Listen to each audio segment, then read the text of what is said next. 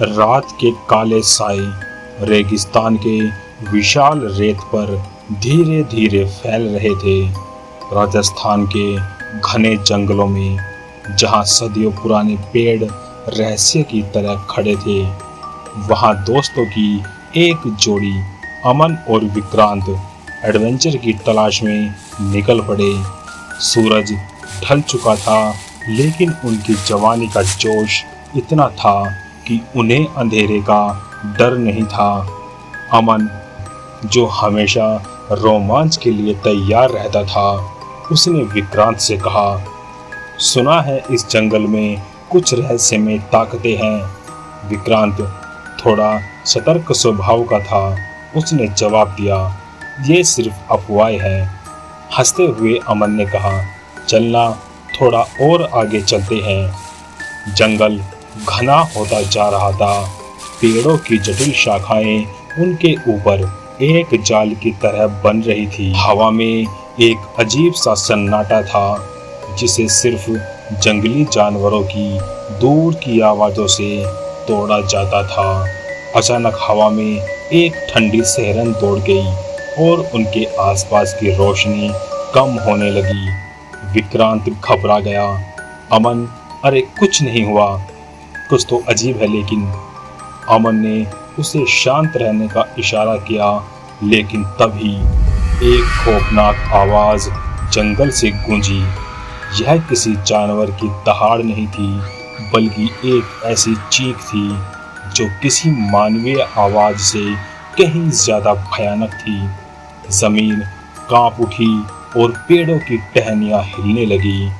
घबराकर अमन और विक्रांत इधर उधर भागने लगे, लेकिन जंगल जैसे जैसे उन्हें अपने ही अंधेरे में खोने पर तुला हुआ था। पेड़ सभी एक जैसे लगने लगे। हर आहट में उन्हें वही खौफनाक आवाज सुनाई देती रही। कुछ ही देर में अचानक जंगल में एक भयानक रोशनी फैल गई। यह किसी मशाल की रोशनी नहीं थी, बल्कि एक अलौकिक चमक थी, जिसने उनके चेहरे को भयानक रंगों से रंग दिया। उसी रोशनी के बीच उन्होंने देखा, जंगल के बीचों बीच दो लाल आंखें चमक रही थी। वे आंखें इतनी बड़ी और इतनी खौफनाक थी कि उनके शरीर में खून जम गया। धीरे धीरे अंधेरे में एक भयानक जीव सामने आया। उसका शरीर ऊंचा और बहुत ही दुबला था। उस पर काले बालों का जंगल था। उसके पैर जंगली जानवरों के पैरों की तरह लग रहे थे। उसके हाथ लंबे और पंजों से लदे हुए थे और उसका चेहरा एक राक्षस जैसा था। विक्रांत की उसे देखकर चीख निकल गई और वह बेहोश होकर जमीन पर गिर पड़ा। अमन दहशत में जकड़ा हुआ भागने की कोशिश की, लेकिन वह अपने पैरों को हिला भी नहीं सका। वह सिर्फ उस खौफनाक जीव को देखता रहा, जो धीरे धीरे उसकी तरफ बढ़ रहा था। जैसे ही जीव उसके पास पहुंचा, अमन ने अपनी आंखें बंद कर ली और मौत के लिए तैयार हो गया। लेकिन कुछ हुआ ही नहीं। उसने हिम्मत करके आंखें खोली तो देखा कि जीव गायब हो चुका था। विक्रांत अभी भी बेहोश था और जंगल में सन्नाटा छाया हुआ था। अगले कुछ घंटे कैसे बीते अमन को नहीं पता। जब सूरज निकला तो उसने विक्रांत को जगाया। विक्रांत को रात की घटना कुछ याद नहीं थी। किसी तरह लड़खड़ाते हुए वो जंगल से बाहर निकल आए। बाहर आकर उन्होंने सूरज की रोशनी को कभी इतना सुखदायक नहीं पाया था। गांव लौटकर उन्होंने अपनी घटना गांव वालों को बताई। कुछ ने उनकी बात मानी, कुछ ने उन्हें पागल समझा, लेकिन जंगल में जाने का साहस अब किसी में नहीं था। कुछ दिनों बाद एक चरवाहा जंगल से घायल होकर लौटा। उसने बताया कि उसने एक भयानक जीव को देखा है। उसके बाद गांव के मुखिया, जो कि एक बुजुर्ग व्यक्ति थे, उन दोनों को उसने बुलाया। मुखिया ने कहा, बेटे, आपने जो देखा है वह वन दानव है। सदियों से वह इस जंगल में रहता है। कभी कभी अमावस्या की रात को अपनी मांद से बाहर निकल आता है। अमन ने घबराकर पूछा, लेकिन हम कैसे बच गए? मुखिया ने जवाब दिया, एक मान्यता है कि वन दानव उन लोगों को नहीं ले जाता जो डर नहीं दिखाते। विक्रांत कांप गया। तो इसका मतलब? मुखिया जी ने बीच में ही टोक दिया, कुछ भी हो, तुम दोनों भाग्यशाली हो, लेकिन ये जंगल अब तुम्हारे लिए सुरक्षित नहीं है। कुछ समय बाद अमन और विक्रांत गांव छोड़कर चले गए। वो शहर की चकाचौंध में खोने की कोशिश करने लगे, लेकिन जंगल की भयानक यादें उन्हें कभी नहीं छोड़ पाएगी। हर अमावस्या की रात उन्हें लगता था कि वह खौफनाक चीख फिर सुनाई देगी और वे दोबारा उस वन दानव का सामना करने के लिए मजबूर हो जाएंगे। जंगल में कभी कभी अजीब रोशनी देखी जाती है और कभी कभी चीखें सुनाई देती है और कोई नहीं जानता कि वन दानव सचमुच में है या नहीं। लेकिन एक बात तो पक्की है कि राजस्थान के जंगलों में कुछ रहस्य छुपे हुए हैं जो आज भी इंसानों को खौफ में डालते हैं। अमन और विक्रांत शहर की जिंदगी में रमे हुए थे, लेकिन जंगल का खौफ उनमें कहीं दबा हुआ था। एक अमावस्या की रात अचानक अमन की नींद टूट गई। उसने देखा कि विक्रांत उसकी बगल में नहीं था। घबराकर वह अपने कमरे में गया और देखा कि कमरा खाली था। टेबल पर एक कागज का टुकड़ा रखा था जिस पर विक्रांत ने स्पष्ट शब्दों में लिखा था, मुझे जवाब मिल गया है। समझ नहीं आ रहा कि विक्रांत का क्या मतलब है, लेकिन अमन को लगा कि कुछ गड़बड़ है। वह फौरन पुलिस स्टेशन गया, लेकिन वहां से उसे कोई मदद नहीं मिली। अशांत मन से अमन ने उस गांव के मुखिया जी से संपर्क करने का फैसला किया। हालांकि इतने सालों बाद उन्हें यह जानकर सदमा लगा कि मुखिया जी का देहांत हो चुका है।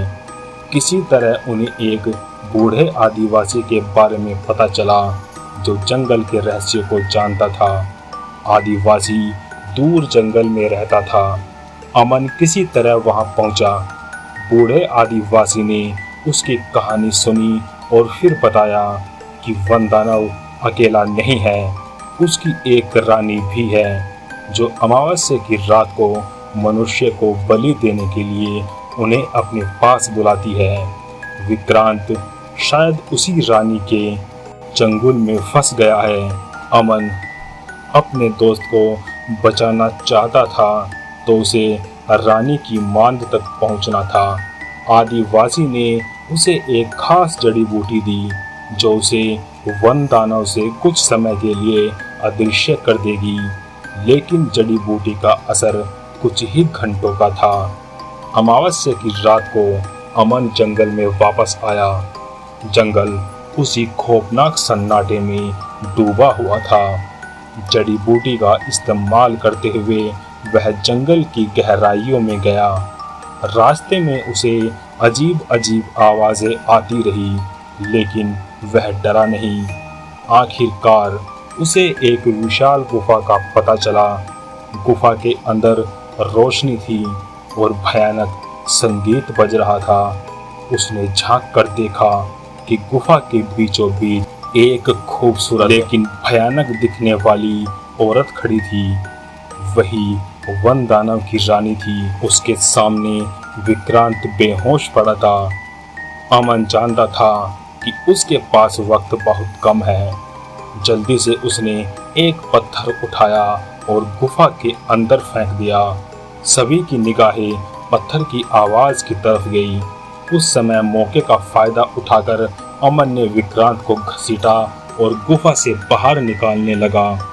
रानी गुस्से से चीखी और वन दानव उसके पीछे दौड़ा। जड़ी बूटी का असर खत्म होने लगा था और अमन जल्दी से जंगल से बाहर भागने लगा, लेकिन वन दानव बहुत तेज था।